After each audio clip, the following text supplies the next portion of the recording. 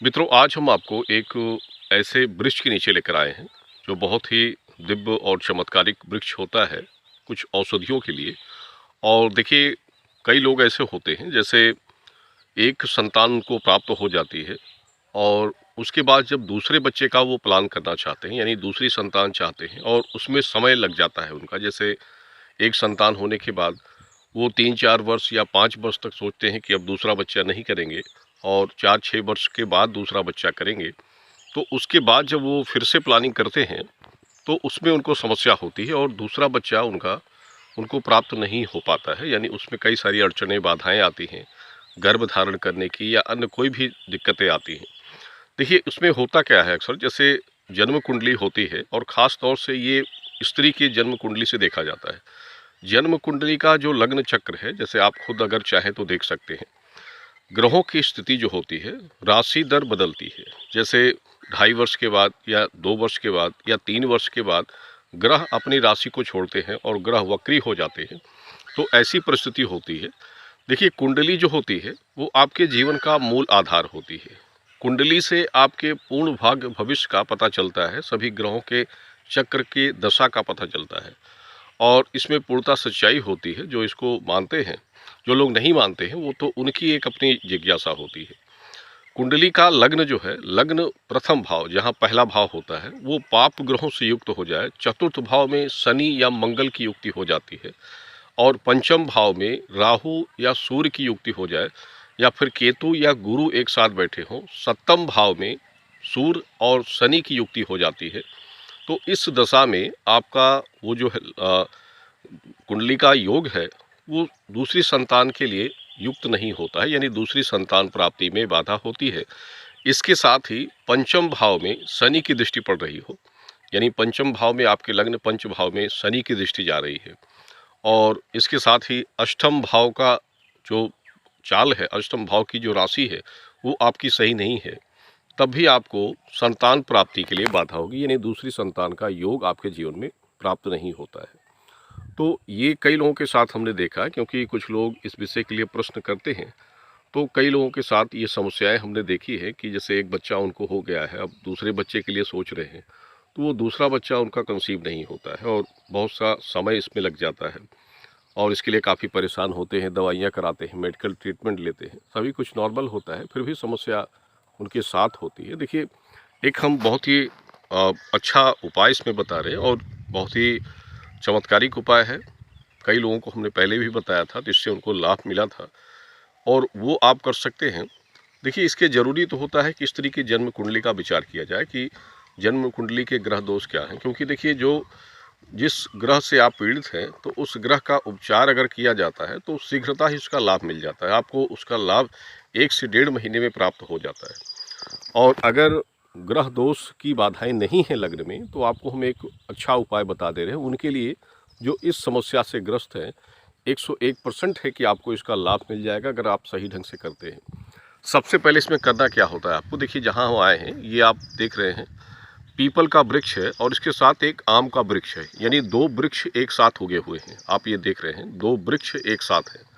और आप ऐसे कई जगहों पर देखते होंगे कि पीपल के साथ नीम का वृक्ष होता है, शमी का वृक्ष होता है, या फिर जैसे बरगद के वृक्ष के साथ भी पीपल के वृक्ष उग जाते हैं।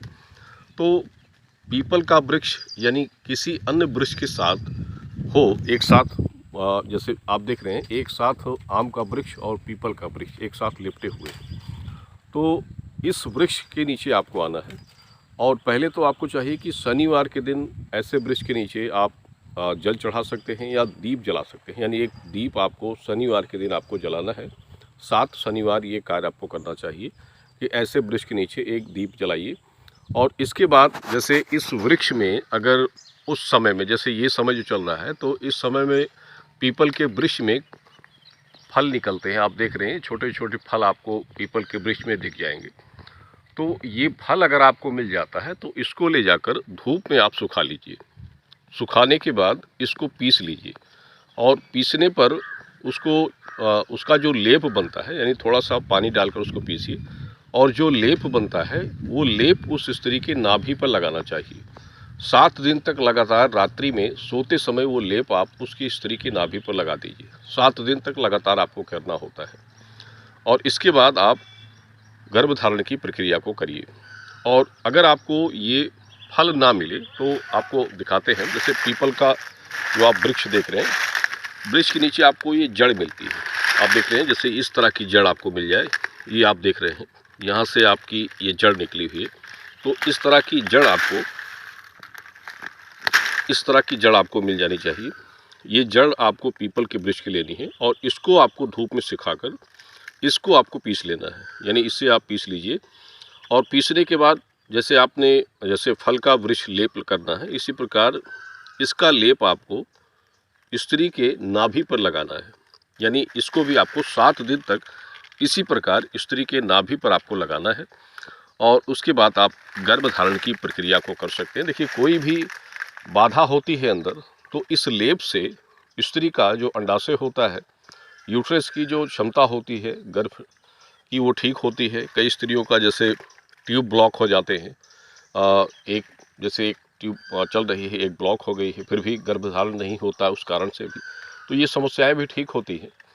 तो इसको आप करिएगा, निश्चित रूप से इसका लाभ मिलेगा। और पीपल का जो बांदा होता है, कभी कभी जैसे पीपल में आप देखते हैं ऊपर बांदा लटके हुए होते हैं, जड़ की तरह होते हैं, उनका भी प्रयोग आप इसी तरह से कर सकते हैं।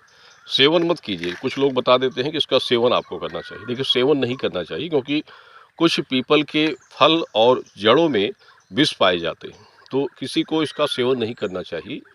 अन्यथा वो अंदरूनी रूप से आपको नुकसान भी कर सकता है। तो सेवन ना करें, सिर्फ आप इसको पेट की नाभि पर लगाइए।